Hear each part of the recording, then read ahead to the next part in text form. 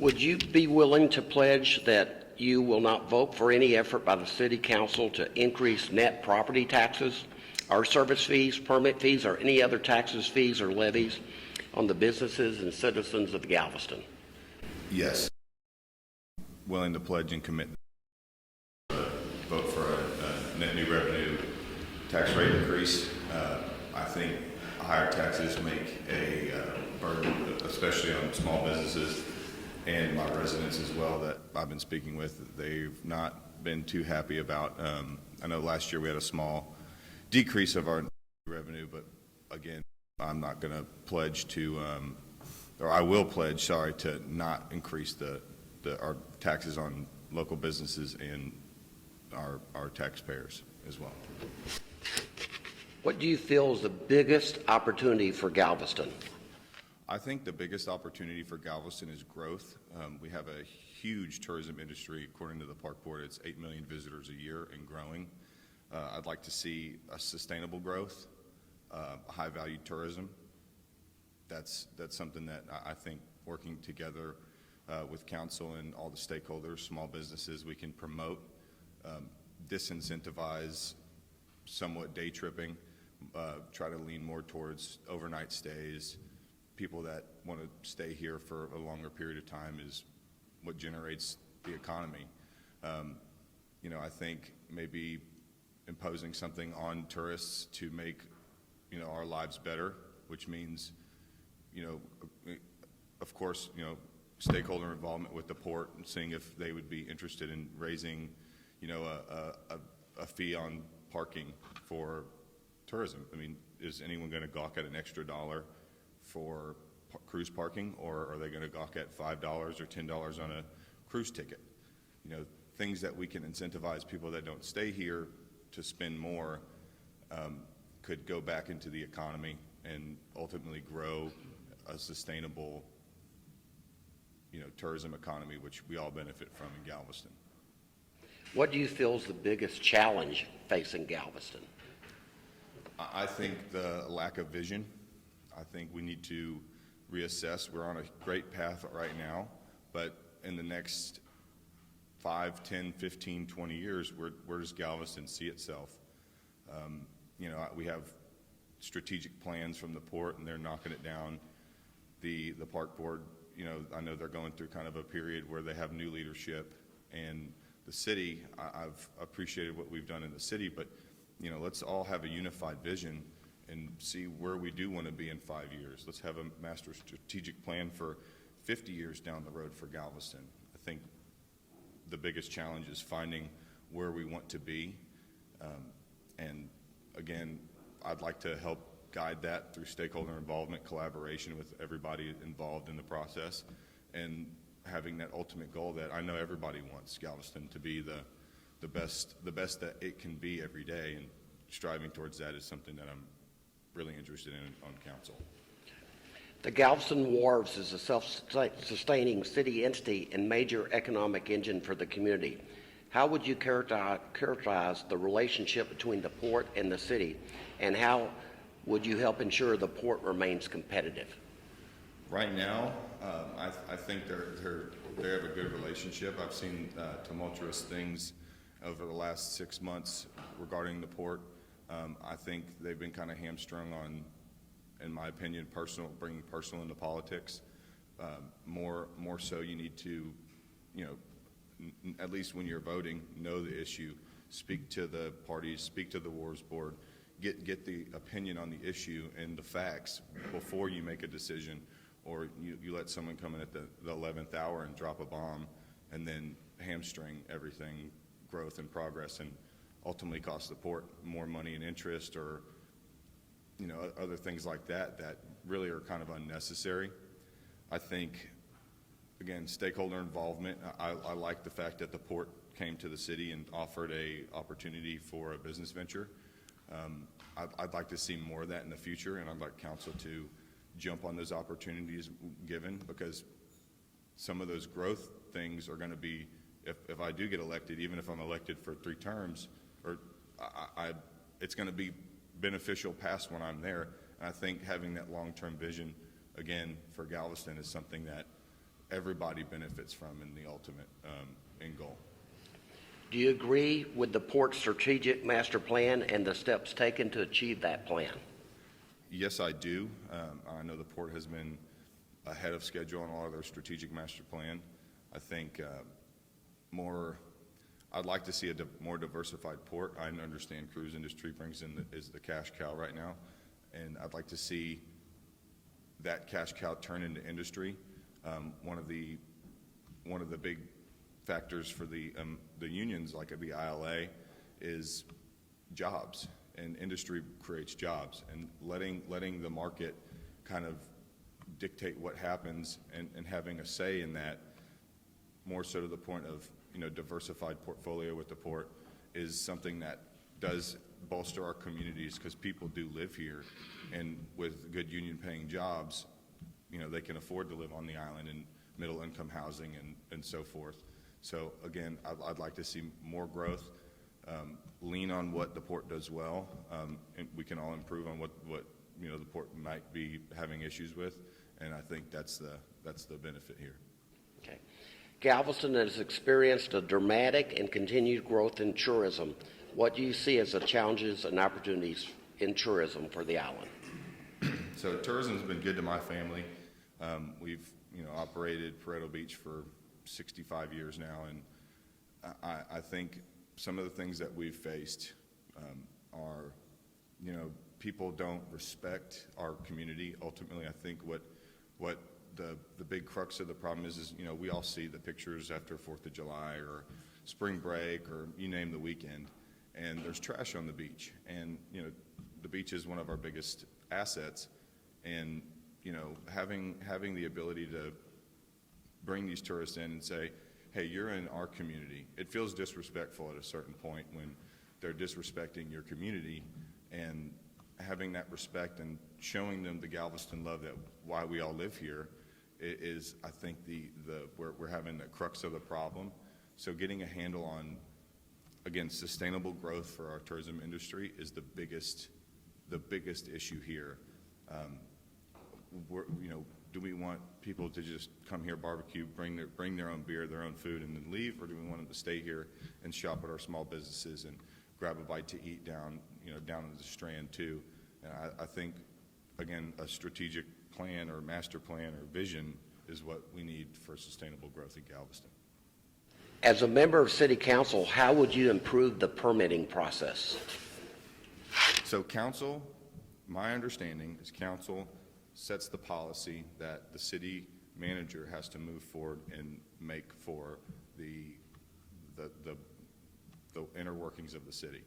As city council, I've heard, and this was a topic last election, the permitting process, and it still is, there's a lot to be had there.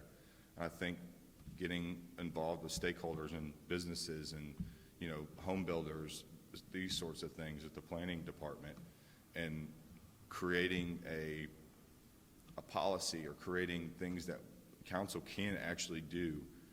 Promises are good, but what can you actually deliver? Making it streamlined. Maybe that includes, having more people hired onto it, but I want a streamlined process, and I think council's strength is talking to the constituents, talking to people, talking to stakeholders, and putting those in front of, it might be a hot topic at the time, but, putting aside everything else, sometimes you got to step forward to the fray to make changes, and I'm not afraid to do that. Tell us your thoughts on what has transpired between City Council and the Port Board over the last 2 years. Do you feel the Port Board is a subsidiary of the City of Galveston, or is a standalone entity that should maintain its independence? I'm going to go off of what was Brandon Creighton's letter to the AG and the AG's response. Apparently they are a separate entity. They don't have the ability to impose taxes ad valorem taxes on the citizens. So ultimately they kind of have to operate as a business, as I guess you would say a competitor, but Porretto Beach does the same thing. We have a way that we operate. We have to generate income to do that. We can't just impose taxes. And sometimes, I don't think hamstringing the park board with, a cap on their budget is a good idea. I think, again, they do some things really well, and I think they do some things not so well. Leaning on their strengths and promoting those and working with them is important. I'd like to see more leaning towards benefit towards the city as well through, working together. I'm not going to just stick my hand in a pot that I don't have a right to, but again, council does appoint the board appointees, and it is the job of council to put people on the park board that makes it work correctly. And I think that's a bigger part in the grand scheme of things, is putting people on the park board that can make those right decisions. Great.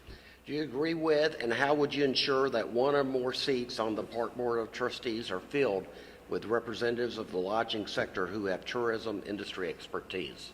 So I think, again, it kind of just tied into the last thing I said. So I think it's important to put people on the Wharves Board and the Park Board that are in the industry. I think putting people that don't have any knowledge or business being in there is ill-advised. We need to have leaders that want to step up and that can given that opportunity, can make it happen for the city of Galveston. Ultimately, they might be their own entities, but we all need to work together and have that common vision. And I think having that vision in a council that works together, that's the best way to put people on a board that have the direct knowledge and their stakeholders and they're involved in the community, and with respects to the industry. We need to lean on those strengths and continue to do so, but do it in a better manner and do more outreach to get people involved. What are your thoughts on the current 15% hotel occupancy tax rate imposed on lodging guests? Are you in favor of maintaining the current assessment or increasing the rate? If so, why? So if I was faced with that question, keeping it the same or increasing it, I would stick with the same. There's actually studies to be shown, and when I spent my time at Texas A&M Galveston, I got my master's in coastal resource management. I actually looked at the hot taxes in a couple classes of mine, and some of the papers that I had looked up and brought to my research was lower hot tax actually benefits tourism more. I mentioned, or someone mentioned to me, if they gave a 10% cut or a discount on a room, the 15% still kind of hurts. So, and right now we have an issue, and this ties back into the park board thing with the hot tax. We have a huge sitting money that we can't touch.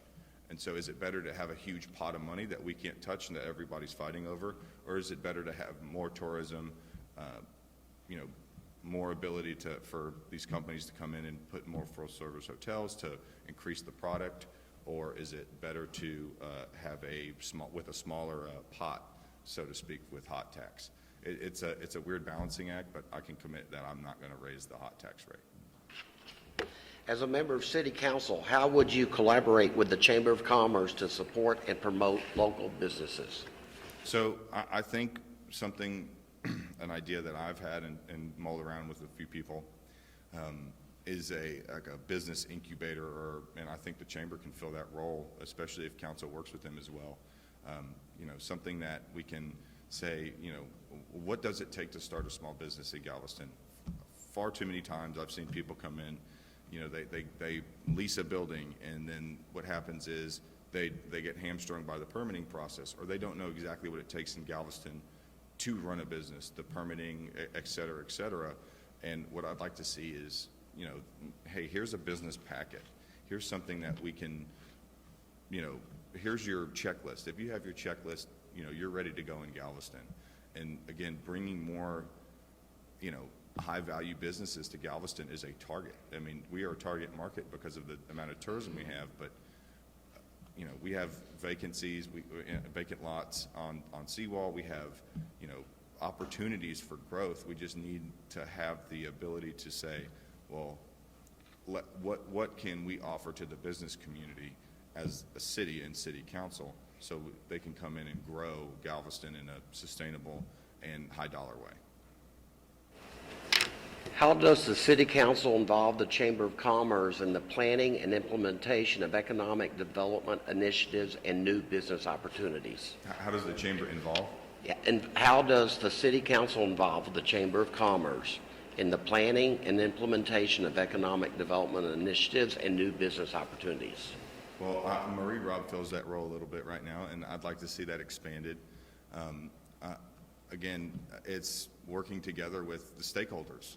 It's being ahead of the game. It's being cutting edge. It's being open. And, you know, hey, our doors are open for business, but we're not going to open for business if you're going to hit your head on every low-hanging ceiling, or you're going to, hey, this door's locked. Can you unlock it for me?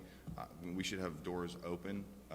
Obviously, regulation is good to a point, but making it, again, back to my original response, you know, we need a business task force or an incubator, something that people can say, well, how do I go start a business in Galveston? Well, City of Galveston should say you should lean on the chamber for that.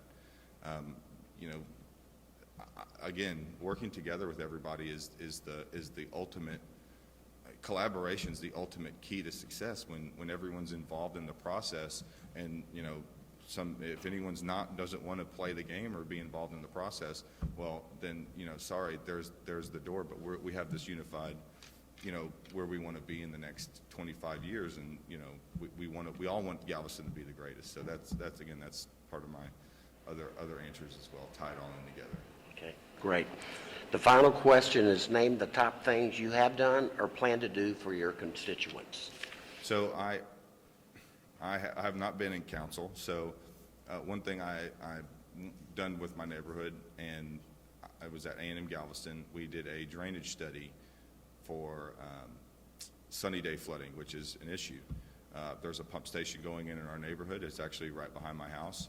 And that's been a huge contention in my neighborhood. So what I've done so far is reached out to, I know Cedar Lawn has issues, and the businesses on 45th have issues with 45th Street. And the goal apparently is to put the pump station tied into everything. So what I've done so far with that, my constituents, is reached out to the city. And I had an hour-and-a-half meeting, and we sat down, and I asked hard questions. Why are we doing things this way? And I had to get their explanations and put it together. And I think overall it's a good plan, but you can't just say, oh, that's a good plan. You really have to continue to drive that home and make sure that it's done where all the stakeholders, which we're customers at the end of the day, sort of with the city, that their concerns are met, and that we can all be happy with the end product and make sure that it does work. Okay. Alex, now is your opportunity to make a closing statement of 2 minutes. So my name's Alex Porretto. I'm running for District 4. I'm running on community, collaboration, and commitment.